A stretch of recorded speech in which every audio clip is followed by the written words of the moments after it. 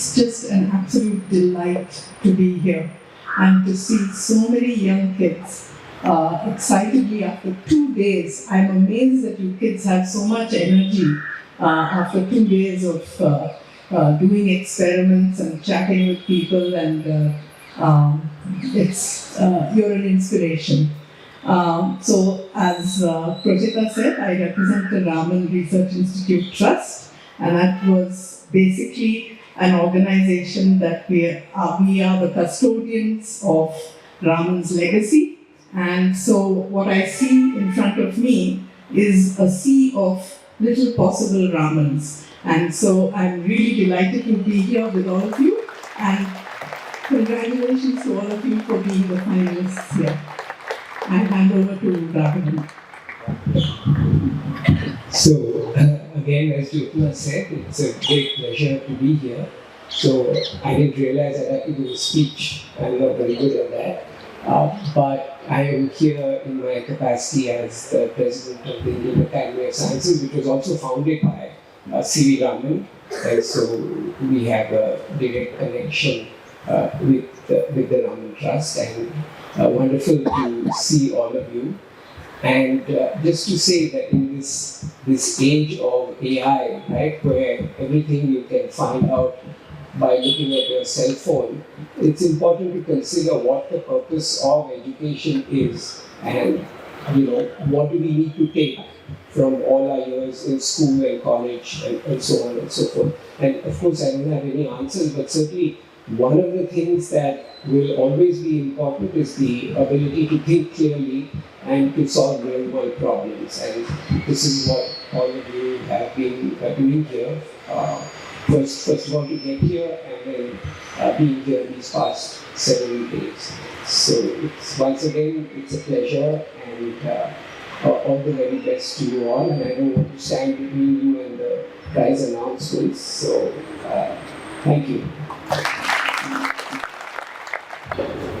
So continuing on the Raman theme, C.V. Raman, of course, a lot of his experiments were very basic experiments, and science was different in those days. So you look at the ocean through a prism, and you make great discoveries.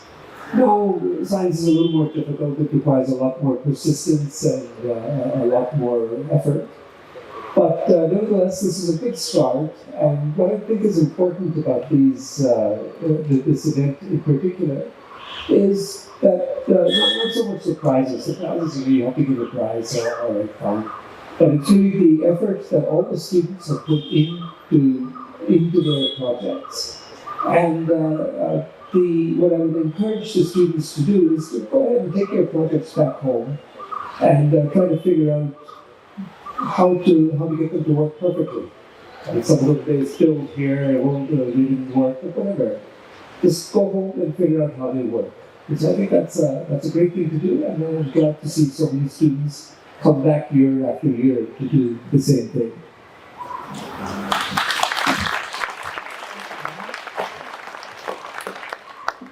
I've recently been in a waiting room of a railway station, and I saw a shoe hanging on a mobile phone charger.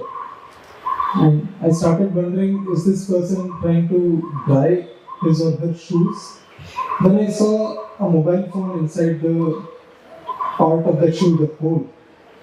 And I realized, oh, there is no table right there where the mobile phone can reach. And I started wondering, is this science that someone has done this? And especially in India, we tend to take a lot of pride about all these jugaads, right? Someone has a milk tray, you cut that open, 2 children are sitting, you fix that tray behind the bicycle, and the problem is solved. How is problem solving different from science? When you try to generalize the problem, then you try to generalize the solution. If Newton had gone and told people that, if I drop the apple, it will fall downwards, people would have said, yeah, I know that. But he said, I'll try to generalize and see what happens with Earth, Moon, Sun as well. When you generalize, okay, will that shoe be able to take all mobile brands? or will it work only with Nokia phones? So if I had military shoes instead of these sport shoes, will it work then? And now suddenly you realize you are looking at the variables and you start wondering which variables should I change and which ones do I observe and which ones do I keep constant. I've been to lots of science exhibitions, and one of the most common things I see in these science exhibitions, can anyone guess? Innovation, yeah.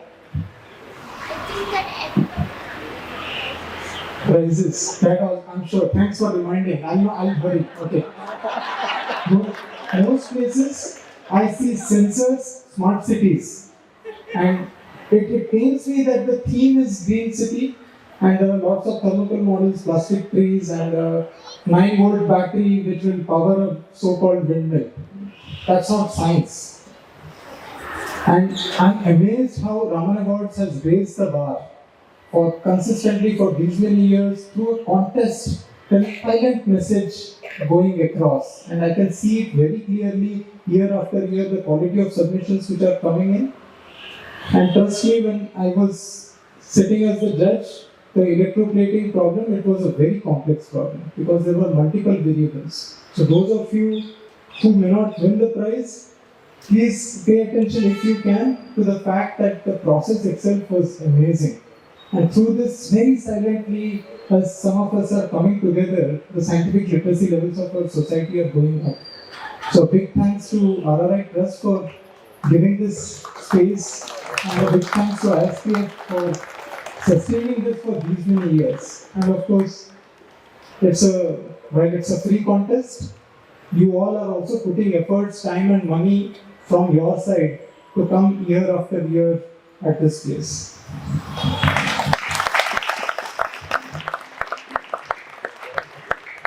Yeah, it's always a humbling experience to be here. It's been 9 years since I've been part of this, seeing what students have built and made and how they explain what they have done.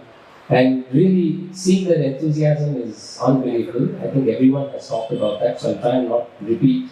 The students brought to us the boat model.